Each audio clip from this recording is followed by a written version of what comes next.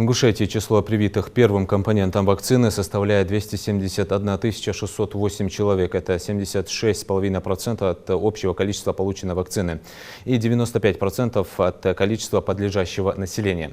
Вакцинацию завершили 261 598 человек. Цифры озвучил исполняющий обязанности министра здравоохранения Магомед Башир Балаев на заседании правительства.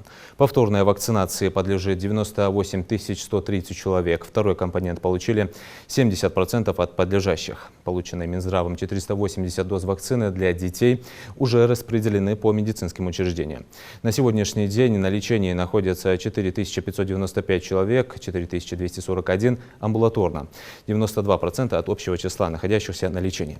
354 человека в стационаре, из них в реанимации 33, лиц старше 60 лет 163 человека. Продолжает функционировать 27 прививочных пунктов, 22 стационарных и 5 передвижных. Для проведения вакцинации задействованы 10 выездных мобильных бригад. Жителям республики также обеспечена возможность записи на процедуру через портал госуслуг.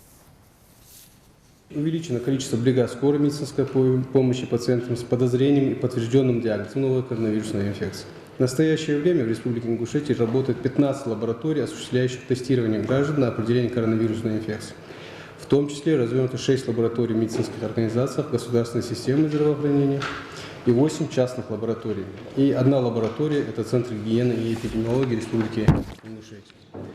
На сегодняшний день проведено 677 735 исследований, в том числе за последние сутки 1630, положительные пробы 380. В соответствии с приказом Минздрава Ингушетии организовано оказание медицинской помощи пациентам с новой коронавирусной инфекцией на дому. Функционирует 6 амбулаторных ковид-центров и увеличено количество бригад для оказания медицинской помощи пациентам с новой коронавирусной инфекцией на дому.